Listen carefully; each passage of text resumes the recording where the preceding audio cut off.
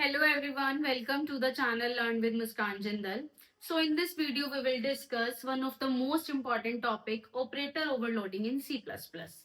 So operator overloading is also known as compile time polymorphism.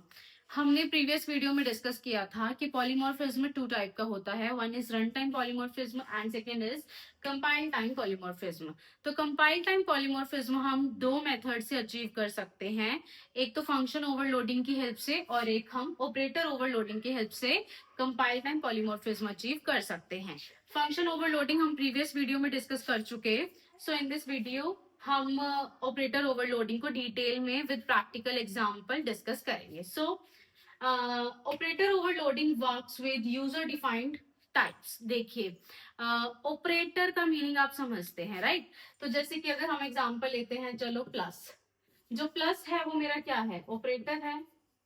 मतलब जो ये वाला ऑपरेटर है, प्लस है, माइनस है, मल्टीप्लाई है, डिवाइड है, ये ऑलरेडी क्या है? डिफाइंड है. इट मींस अगर मैं आपको बोलूं कि 2 + 2 क्या होगा, तो आप बाय डिफॉल्ट 4 बोलोगे, राइट? तो जो 2 है और अगेन दिस इज ऑल्सो 2, ये क्या है? ये प्री बिल्ट, पहले से बिल्ट क्या है? डेटा टाइप्स हैं. ये क्या हमने बनाए हैं? इंटीजर. देखो इनका डेटा टाइप क्या है? इंटीजर. क्या इंटीजर डेटा टाइप हमने कोडिंग करके बनाए हैं? तो नो. तो जो ये ऑपरेटर को हम ओवरलोड कराएंगे, इट मीन्स देखिए आप, जो प्लस ऑपरेटर है हमारा, फिलहाल अगर हम बात करें तो ये डिफाइंड है इंटीजर के लिए कि 2 + 2 क्या होगा? 4 ही होगा. अगर मैं आपको बोलूं कि 4.2 + 2.1, तो आप इजीली बता दोगे क्या होगा आंसर? 2 + 1 is 3 and 4 + 2 is 6. तो आंसर विल बी 6.3.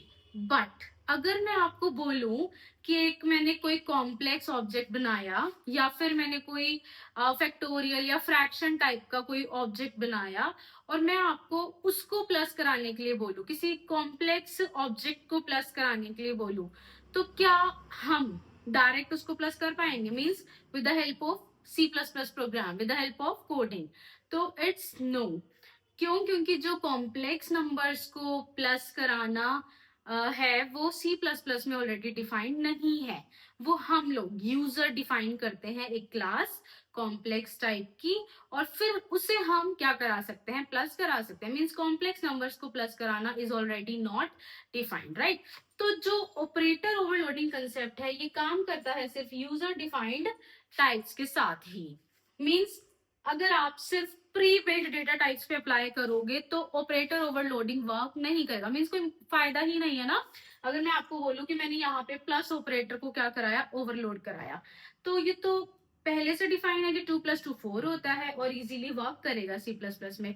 तो इन डिटेल में हम आगे समझते हैं, आपको और ज्यादा समझ आएगा. तो अगर हम सिंटेक्स की बात करें कि अगर हम ऑपरेटर ओवरलोडिंग कराते हैं तो उसका सिंटेक्स क्या रहेगा, तो पहले हमें रिटर्न टाइप लिखना होगा कि जो मेरा ऑपरेटर जिसे मैं ओवरलोड करा रही हूँ वो पूरा रन होने के बाद कैसी वैल्यू को रिटर्न करेगा, रिटर्न टाइप.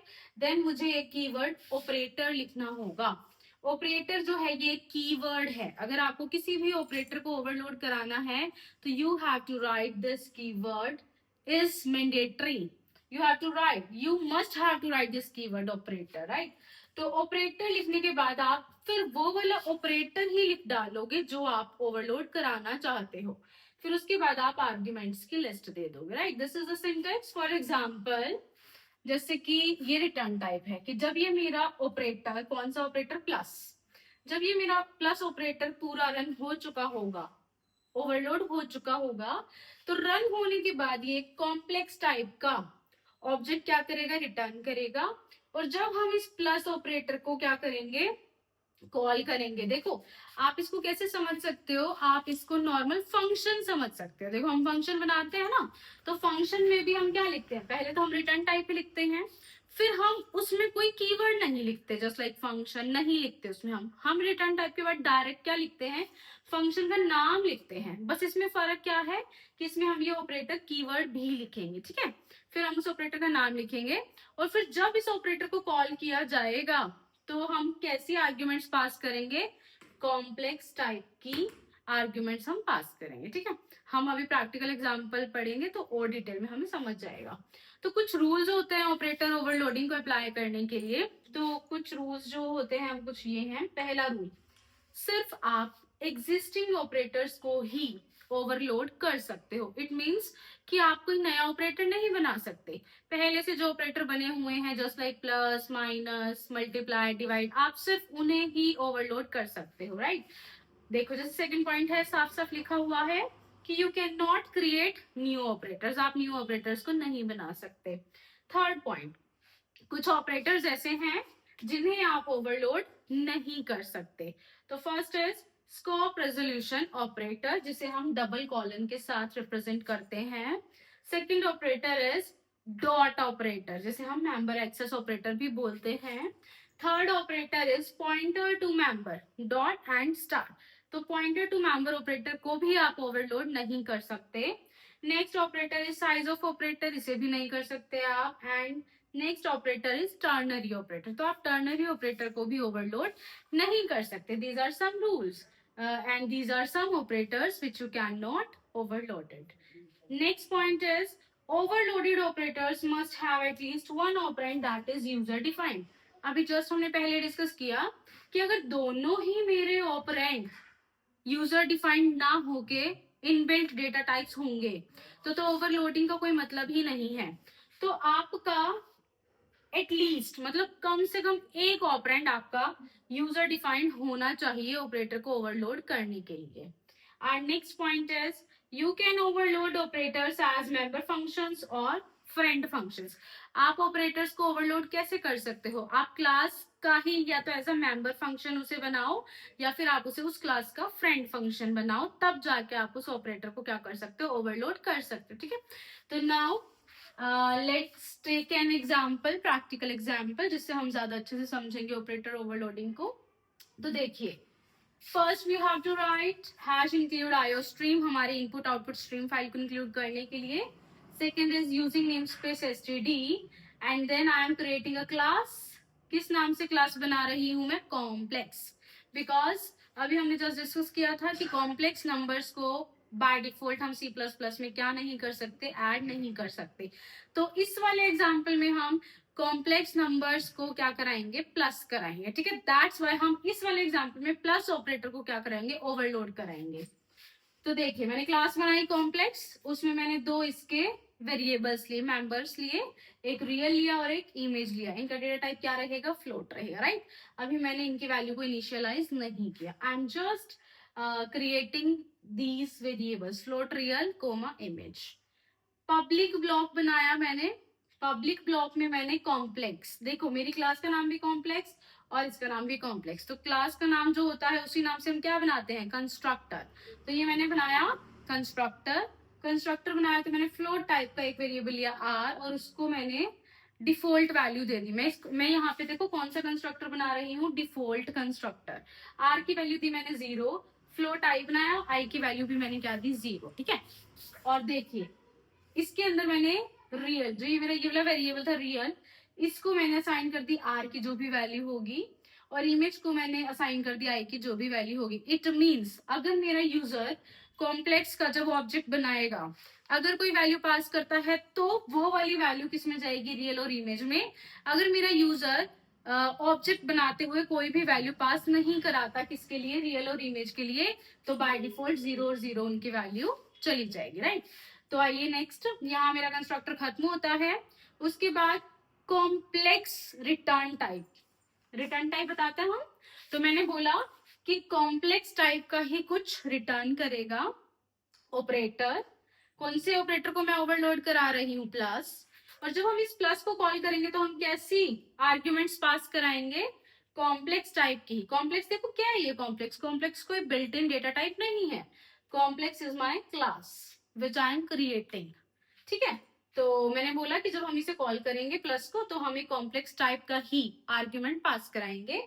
उसके बाद इसके अंदर देखिए आप, मैंने कॉम्प्लेक्स टाइप का ही एक ऑब्जेक्ट बनाया टेम्प। देखो जब ये वाली लाइन रन हो चुकी होगी, है ना, तो यहाँ पे मैं लिख रही हूँ कि इंटरनली क्या चल रहा होगा मेमोरी में। तो ये देखिए आप, टेम्प ऑब्जेक्ट बन चुका, इसके भी मतलब दो मेंबर्स हो चुके, क्या? एक तो रियल और एक इमेज। और मैंने क्या कहा था कि देखो मैंने ना कॉम्प्लेक्स टाइप का ऑब्जेक्ट बनाया टेम्प, क्या मैंने कोई वैल्यू दी है इस टाइम पे? नहीं दी ना। तो डिफॉल्ट वैल्यूज चली जाएंगी, मतलब रियल में आर की वैल्यू चली जाएगी और आर की डिफॉल्ट वैल्यू क्या है 0, और इमेज में आई की वैल्यू चली जाएगी और आई की डिफॉल्ट वैल्यू क्या है 0, राइट। तो यहाँ पे गया 0 एंड 0। यहाँ तक क्लियर है? उसके बाद देखिए आप temp dot real is equal to real plus obj plus real, इस वाले पार्ट को अभी हम स्किप करते हैं। जब हम कॉल करेंगे ना इसको, प्लस वाले ऑपरेटर को जब हम कॉल करेंगे तो हम डिस्कस करेंगे कैसे क्या होगा। तो आप यहाँ आएंगे वॉइड डिस्प्ले, इसी क्लास कॉम्प्लेक्स क्लास के अंदर ही मैंने एक फंक्शन बनाया है डिस्प्ले नाम से, और डिस्प्ले में मैं क्या करा रही हूँ, सी आउट करा रही हूँ, means I am printing something, क्या रियल।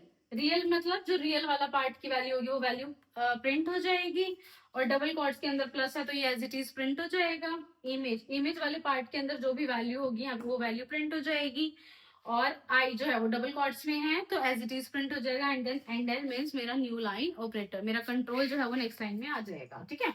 उसके बाद देखिए मैंने क्या बनाया, मेन फंक्शन बनाया, मीन्स मेरा जो प्रोग्राम है ये वाला प्रोग्राम जो है वो इस वाली लाइन से रन होना शुरू होगा, ठीक है। तो देखते हैं, चलिए कॉम्प्लेक्स टाइप का मैंने एक ऑब्जेक्ट बनाया C1। तो देखो आप मैंने दो वैल्यू भी पास कराई 2.5 एंड 3.5। जब ये वाली लाइन रन होगी तो इंटरनली क्या होगा मैं आपको वो बता रही हूँ। देखो C1 एक ऑब्जेक्ट है जो कि कॉम्प्लेक्स टाइप का है। कॉम्प्लेक्स टाइप में मतलब इसमें दो वेरिएबल्स हैं, तो C1 के भी जो है वो दो वेरिएबल्स होंगे, एक रियल होगा और एक इमेज होगा। रियल की वैल्यू क्या हो जाएगी 2.5, इमेज की वैल्यू क्या हो जाएगी 3.5। कॉम्प्लेक्स C2, मैं कॉम्प्लेक्स टाइप का ही दूसरा ऑब्जेक्ट बना रही हूँ, दैट इज C2। देखो C2 बनाया मैंने, इसमें भी मैंने वैल्यू पास कराई 1.6 एंड 2.4। तो रियल की वैल्यू हो जाएगी 1.6 और इमेज की वैल्यू हो जाएगी 2.4। ये होगी रियल की वैल्यू और ये होगी मेरी इमेज की वैल्यू। अब देखिए आप कॉम्प्लेक्स C3, जब मैंने ये तीसरा ऑब्जेक्ट बनाया कॉम्प्लेक्स टाइप का तो मैंने कोई भी वैल्यू को पास नहीं कराया। तो देखिए आप जब मेरा C3 बनेगा तो मैंने देखो जब कंस्ट्रक्टर बनाया था तो मैंने डिफॉल्ट वैल्यूज दे रखी थी कि अगर मेरा यूजर कोई भी वैल्यू पास नहीं करेगा तो बाय डिफॉल्ट रियल की वैल्यू क्या हो जाएगी आर की वैल्यू, आर की वैल्यू क्या होगी 0। तो इट मीन जो C3 का रियल और इमेज है उनकी क्या वैल्यू हो जाएगी डिफॉल्ट वाली, दैट इज 0 एंड 0, ठीक है। यहाँ तक क्लियर है? उसके बाद देखिए आप, उसके बाद हमने क्या लिखा C3 is equals to C1 plus C2। आप देख पा रहे हैं अगर, तो C3 भी कॉम्प्लेक्स टाइप का ही ऑब्जेक्ट है, C1 भी कॉम्प्लेक्स टाइप का ही ऑब्जेक्ट है, and C2 is also the type of complex. तो इट मीन्स यहाँ पे मैं इस प्लस ऑपरेटर को क्या करा रही हूँ, ओवरलोड करा रही हूँ, क्योंकि C++ में बाय डिफॉल्ट कॉम्प्लेक्स टाइप के ऑब्जेक्ट्स को प्लस करना डिफाइन नहीं है। तो यहाँ पे आपका जो ये है ये प्लस ऑपरेटर क्या हो जाएगा, कॉल हो जाएगा। देखिए यहाँ पे आ जाएगा मेरा कंट्रोल। आप इसको पता है कैसे समझ सकते हो कि जब ये वाली लाइन रन होगी तो ये वाली लाइन कैसे रन होगी। देखो आप ऐसे समझ सकते हो कि C3 is equal to C1 dot, मतलब प्लस ऑपरेटर को कॉल कर रहे हैं C2 के साथ, देख रहे हो आप। तो इसका मतलब अगर आप देख रहे हो तो प्लस के बाद जो आर्ग्यूमेंट थी ऑब्ज वाली तो ये तो चली जाएंगी C2 वाली वैल्यूज, ठीक है। और जो ये रियल, ये इस क्लास के जो ये दो ऑब्जेक्ट्स थे ना रियल और इमेज, इनमें वैल्यू चली जाएगी, देखो ये रियल और इमेज, इनमें वैल्यू चली जाएगी C1 वाली, ठीक है। तो देखते हैं, चलिए ये कॉल हो गया तो मेरा कंट्रोल यहाँ पर आ जाएगा, यहाँ आ जाएगा। तो ये देखिए अब यहाँ पे कॉम्प्लेक्स टाइप का ही एक टेम्प नाम का मैंने ऑब्जेक्ट बनाया। तो देखिए ये टेम्प, कोई वैल्यू नहीं दी ना मैंने टेम्प बनाते हुए, तो बाय डिफॉल्ट क्या हो जाएगा रियल की वैल्यू 0, टेम्प के रियल की वैल्यू क्या हो जाएगी 0 और टेम्प के इमेज की वैल्यू क्या हो जाएगी 0। देखिए अब temp dot real is equal to, मैंने बोला कि टेम्प का जो रियल है वो क्या हो जाए real plus obj dot real. देखो ये वाली रियल वैल्यू ये किसकी उठाएगा C1 के रियल की। आप देख रहे हो C1 के रियल की क्या वैल्यू है, दैट इज 2.5। तो ये ऐसे कह रहा है कि टेम्प का रियल क्या हो जाए 2.5 real plus obj dot real, और ऑब्ज क्या है मेरा C2। तो C2 का रियल पार्ट क्या है, देखो C2 का रियल पार्ट दैट इज 1.6। तो नेक्स्ट लाइन में आए, चलो हम इसे पहले प्लस कर लेते हैं। 6 + 5 इज 11 एंड 2 + 1 3 एंड 1/4, तो 4.1 हो गई, इसका मतलब टेम्प के रियल की वैल्यू। ठीक है, नेक्स्ट लाइन में आइए, temp dot image is equal to image plus object dot image. तो टेम्प के इमेज की क्या वैल्यू हो जाए, इमेज, इस वाले इमेज में वो किसकी वैल्यू उठाएगा, C1 के इमेज वाले पार्ट की, that is 3.5 plus obj dot image, obj में वो किसकी वैल्यू उठाएगा, C2 की, और कौन से वाले पार्ट की, इमेज वाले पार्ट की। तो C2 का इमेज वाला पार्ट क्या है, दैट इज 2.4, तो कीजिए प्लस, 5 + 4 is 9 and 3 + 2 is 5, तो 5.9 वैल्यू हो जाएगी किसकी, टेम्प के इमेज वाले पार्ट की, राइट। और फिर देखो हम क्या रिटर्न कर रहे हैं, टेम्प को ही रिटर्न कर रहे हैं, और रिटर्न कहाँ पे होता है, जहां पे इसे कॉल किया जाता है। इट मींस जो ये वाली वैल्यू है ये कहाँ पे रिटर्न हो जाएगी, जहां पे इसे कॉल किया गया था, यहाँ पे। तो ये फाइनल आउटपुट आपको देख रहे हैं आप, क्या आया, रियल पार्ट तो 4.1 एंड टेम्प पार्ट 5.9। तो इट मींस C3 का जो रियल पार्ट है वो क्या हो जाएगा, 4.1, एंड C3 का जो इमेज वाला पार्ट है वो क्या हो जाएगा, 5.9। देखिए आप, फिर उसके बाद क्या करा रहे हैं हम, सी आउट करा रहे हैं, it means we are printing, क्या प्रिंट हो जाएगा, result of addition, double quotes में है ना, तो एज इट इज प्रिंट हो जाएगा रिजल्ट ऑफ एडिशन। तो उसके बाद देखो ये एज इट इज प्रिंट हो जाएगा, फिर C3 dot display, C3, this is my C3 के अब रियल पार्ट में फिलहाल क्या वैल्यू है, 4.1, और इमेज पार्ट में क्या वैल्यू है, 5.9। तो इन दो वैल्यूज के साथ मेरा डिस्प्ले जो है वो कॉल हो जाएगा। तो चलो डिस्प्ले के पास चलते हैं, ये रहा डिस्प्ले। तो डिस्प्ले में भी हम क्या करा रहे हैं, सी आउट में रियल वाले पार्ट की वैल्यू दैट इज 4.1 प्रिंट हो जाएगी, प्लस एज इट इज आ जाएगा, देन इमेज वाले पार्ट की वैल्यू प्रिंट हो जाएगी that is 5.9, and I as it is print हो जाएगा। हमने आई क्यों प्रिंट कराया है, to indicate that this is iota, iota means imaginary part, इसीलिए। ठीक है, और ये इंडिकेट करने के लिए कि we are adding the two complex numbers.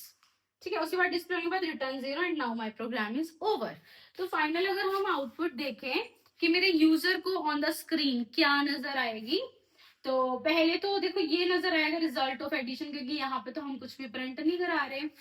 तो जो आउटपुट मेरे यूजर को नजर आएगी वो मैं कुछ यहाँ लिख रही हूँ, रिजल्ट ऑफ एडिशन कॉलन, और फिर मैं डिस्प्ले को कॉल करा रही हूँ, तो मतलब क्या क्या प्रिंट हो जाएगा, रियल वाला part that is 4.1 plus as it is आ जाएगा, क्योंकि डबल कॉर्ड्स में है, इमेज 5.9 और आई एज इट इज। तो जो मेरे यूजर को स्क्रीन पे नजर आएगी आउटपुट वो ये नजर आएगी, रिजल्ट ऑफ एडिशन 4.1 प्लस 5.9। तो दैट इज ऑपरेटर ओवरलोडिंग। अगर आपको समझ ना आया हो तो आप वीडियो को बैक करके भी देख सकते हैं अगेन एंड अगेन। अगर आपको कोई भी डाउट है तो आप प्लीज अपने डाउट कमेंट बॉक्स में ऐड कर सकते हैं, I will definitely provide the solution for your doubt. And अगर आपको इससे कुछ हेल्पफुल लगा हो तो please don't forget to subscribe, share and like my video. Thank you so much.